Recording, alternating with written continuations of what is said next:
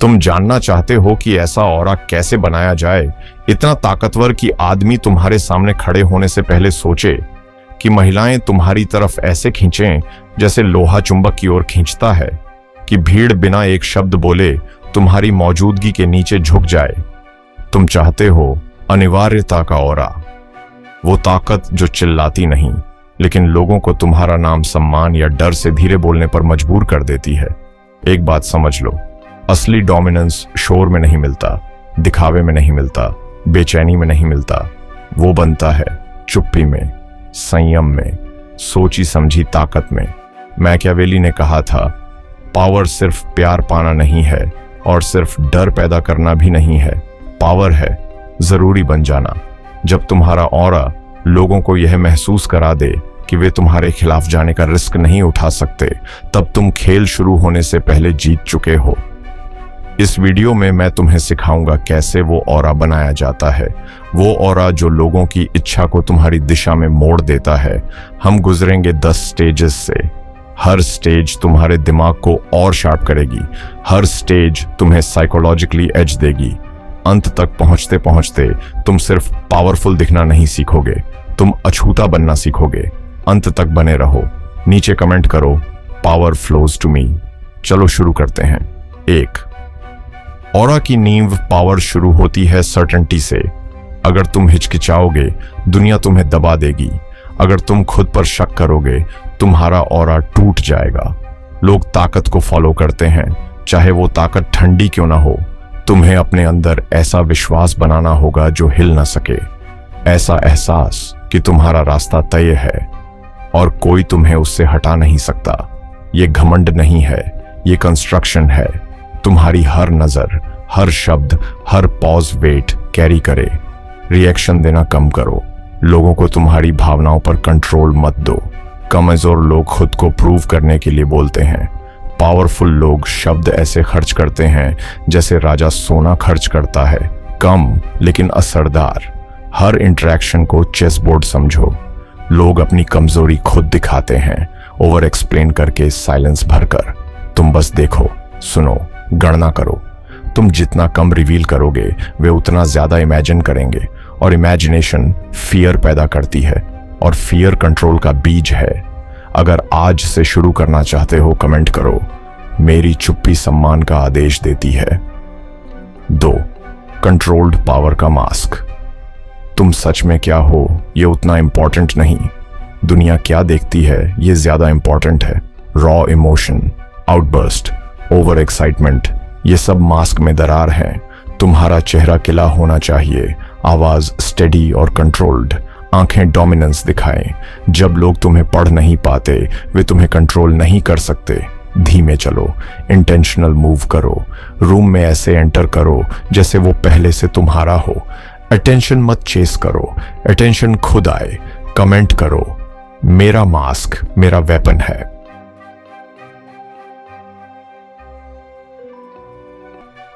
Presence को weapon बनाना। तुम्हारा aura सिर्फ आइडिया नहीं होना चाहिए, वो फोर्स होना चाहिए। ऐसी फोर्स जो तुम कमरे में एंटर करते ही महसूस हो। प्रेजेंस एक्सीडेंटल नहीं होती, प्रेजेंस इंजीनियर्ड होती है। सबसे पहले पोस्चर। जिस तरह तुम खड़े होते हो वही अनाउंस करता है कि तुम लीड करोगे या फॉलो। कंधे सीधे, ठुड्डी स्थिर, कोई फालतू हरकत नहीं। वीक आदमी फिजट करता है, स्ट्रॉन्ग आदमी फ्लो करता है। फिर आता है पेस। धीमे चलो, क्योंकि जल्दी एंग्जाइटी की भाषा है। जो आदमी जल्दी में है वो अप्रूवल ढूंढ रहा है, जो आदमी धीरे चलता है वो कंट्रोल में है। रूम की रिदम तुम सेट करो, लोग अनकॉन्शियसली एडजस्ट होंगे। अब आई कांटेक्ट, डांट मत करो, चेज मत करो, स्टेडी रहो, होल्ड करो, ऑब्जर्व करो। जो पहले नजर हटाता है वो इनविजिबल बैटल हारता है।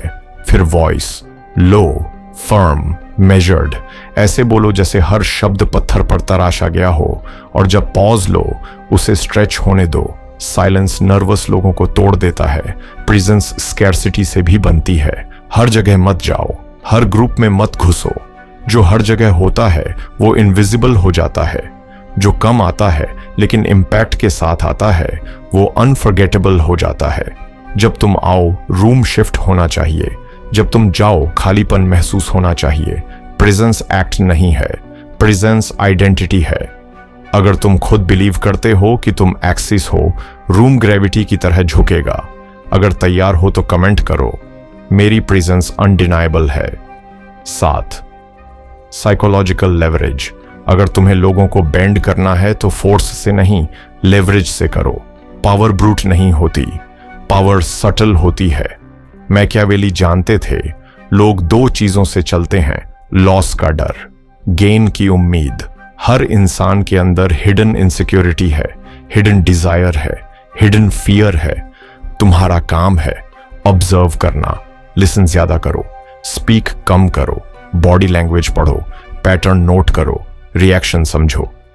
वीक लोग डिटेल इग्नोर करते हैं, पावरफुल लोग डिटेल कलेक्ट करते हैं। जैसे वेपन, जिसे तुम समझ लेते हो उसे इन्फ्लुएंस कर सकते हो। अगर किसी को वैलिडेशन चाहिए, अपनी अप्रूवल स्केर्स बनाओ। अगर किसी को एक्सक्लूजन का डर है, उसे सटली याद दिलाओ कि पोजीशन फ्रेजाइल है। अगर किसी को अपॉर्चुनिटी चाहिए, गेटकीपर बन जाओ। लेवरेज का ब्यूटी यही है, तुम कंट्रोल करते हो बिना कंट्रोल दिखाए। तुम आइडिया प्लांट करते हो और उन्हें लगता है उन्होंने खुद सोचा। यही इनविजिबल ऑर्केस्ट्रेशन है। लेकिन ओवरप्ले मत करो। अगर मैनिपुलेशन ऑब्वियस हो गया तो रेजिस्टेंस शुरू हो जाएगा। ट्रू कंट्रोल वही है जो महसूस ही ना हो। उन्हें फ्रीडम दो, लेकिन डायरेक्शन तुम तय करो। जब लोग तुम्हें अपने ग्रोथ, अपने सर्वाइवल, अपनी रेपुटेशन से जोड़ देते हैं, तब तुम रिप्लेसेबल नहीं रहते। और जो रिप्लेसेबल नहीं होता वो बिट्रेड नहीं होता। अगर समझ गए तो कमेंट करो, मैं अनसीन स्ट्रिंग्स कंट्रोल करता हूं। 8, रूथलेस बाउंड्रीज। पावर सिर्फ इस पर नहीं बनती कि तुम क्या करते हो, पावर इस पर बनती है कि तुम टॉलरेट नहीं करते। बाउंड्रीज तुम्हारे एम्पायर की इनविजिबल दीवारें हैं। वीक आदमी सब एक्सेप्ट करता है, जल्दी फॉरगिव करता है, बार बार कॉम्प्रोमाइज करता है और दुनिया सीख जाती है कि उसे पुश करना आसान है। मैकियावेलियन माइंड ऐसा नहीं करता। रूथलेस बाउंड्रीज क्रूअल्टी नहीं है, क्लैरिटी है। ये अनाउंस करती हैं तुम्हारा समय चीप नहीं है, तुम्हारी एनर्जी अनलिमिटेड नहीं है, तुम्हारी प्रेजेंस फ्री नहीं है।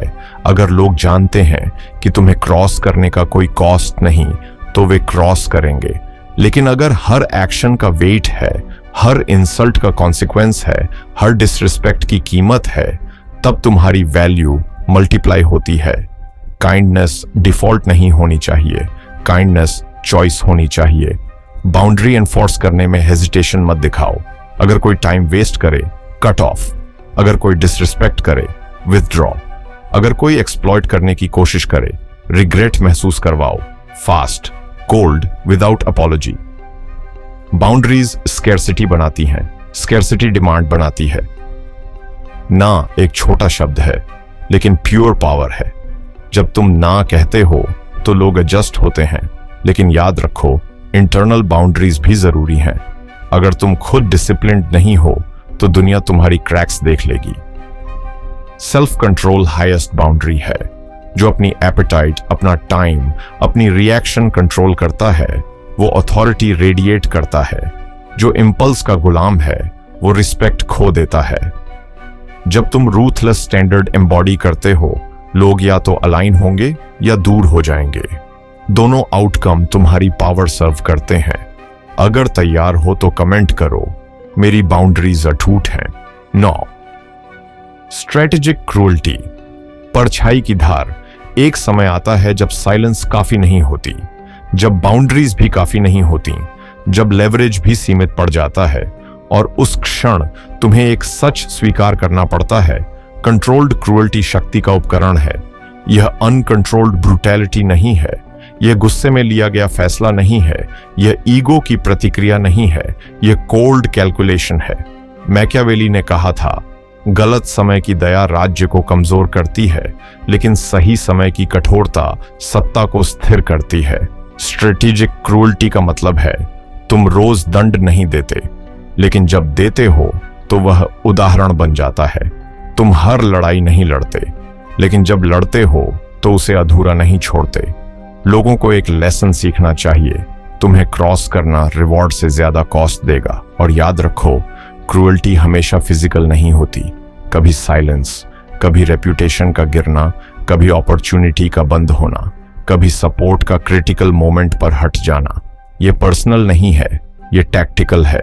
तुम्हारी प्रतिक्रिया इतनी रेयर हो कि उसका इंतजार डर पैदा करे, लेकिन इतना फ्रीक्वेंट नहीं कि रिबेलियन जन्म ले।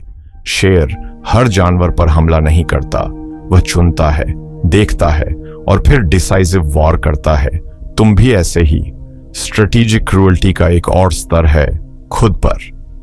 तुम्हें अपनी कमजोरी पर निर्दयी होना होगा, अपने एक्सक्यूजेस पर बेरहम, अपने मीडियोक्रिटी पर कठोर।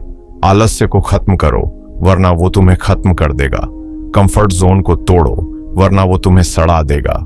जब लोग देखते हैं कि तुम खुद पर भी कठोर हो, वे समझ जाते हैं कि वे तुम्हें मेंटली मैच नहीं कर सकते, और वही रिकॉग्निशन उन्हें तुम्हारी ग्रेविटी में खींच लाती है।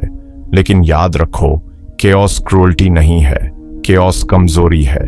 कंट्रोल्ड क्रूअल्टी अथॉरिटी बनाती है, काइंडनेस तुम्हें पसंदीदा बनाती है, क्रूअल्टी तुम्हें यादगार बनाती है, बैलेंस तुम्हें अनटचेबल बनाता है। जब वार करो, प्रिसीजन से करो, इंटेंट से करो, बिना हेजिटेशन। ऐसा निशान छोड़ो कि देखने वाले सीख लें। अगर इस लेवल की जिम्मेदारी उठाने को तैयार हो तो कमेंट करो, मेरी शक्ति इस्पात की धार पर है। 10 क्राउन ऑफ अनटचेबिलिटी, अंतिम रूपांतरण। अब तक जो कुछ बनाया, silence, mask, fear, detachment, presence, leverage, boundaries, strategic cruelty, ये सब मिलकर एक ही जगह ले जाते हैं, अनटचेबल ऑरा। अनटचेबल होना टाइटल नहीं है, ये फीलिंग है जो दूसरे लोग महसूस करते हैं जब वे तुम्हारे सामने खड़े होते हैं और उन्हें लगता है इसे हिलाना संभव नहीं। अनटचेबल आदमी वैलिडेशन नहीं ढूंढता, वह वैलिडेशन पैदा करता है। वह अपॉर्चुनिटी चेज नहीं करता, वह अपॉर्चुनिटी क्रिएट करता है। वह लॉयल्टी मांगता नहीं, उसका ऑरा लॉयल्टी कंपेल करता है। उसकी बोल्डनेस रेकलेस नहीं होती, कैलकुलेटेड होती है। उसका हर कदम सोचा हुआ होता है। हर पॉज एक ट्रैप हो सकता है, हर मुस्कान एक मास्क हो सकता है। कंसिस्टेंसी उसकी शील्ड बन जाती है। लोग मानने लगते हैं कि वह टूट नहीं सकता, और बिलीफ सबसे बड़ा आर्मर है। याद रखो, इतिहास में कोई शक्ति स्थायी नहीं रही। हर राजा गिरा, हर साम्राज्य टूटा, लेकिन जब तक तुम खड़े हो, तुम इटर्नल दिख सकते हो। अनटचेबल ऑरा लोगों को मजबूर नहीं करता, उन्हें विकल्पहीन महसूस कराता है। रेजिस्टेंस पॉइंटलेस लगने लगता है, और यही हाईएस्ट डोमिनेंस है। शोर नहीं, अराजकता नहीं, बल्कि अनिवार्यता।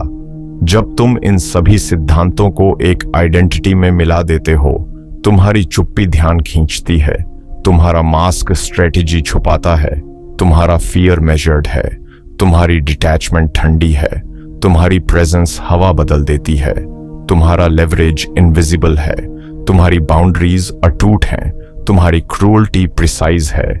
और तब लोग सरेंडर करते हैं, फोर्स से नहीं, ग्रेविटी से। यह क्राउन खरीदा नहीं जा सकता, फेक नहीं किया जा सकता, स्टील नहीं किया जा सकता। इसे बिल्ड करना पड़ता है, रिलेंटलेस डिसिप्लिन से, मैकियावेलियन इंटेलिजेंस से और अडिग इच्छा से। अब रास्ता तुम्हारे सामने है, सवाल सिर्फ एक है, क्या तुम इसे चलने का साहस रखते हो? अगर हां, आखिरी बार कमेंट करो, आई एम अनटचेबल। और याद रखो, पावर इंतजार नहीं करती, जो डिले करता है वो पीछे छूट जाता है।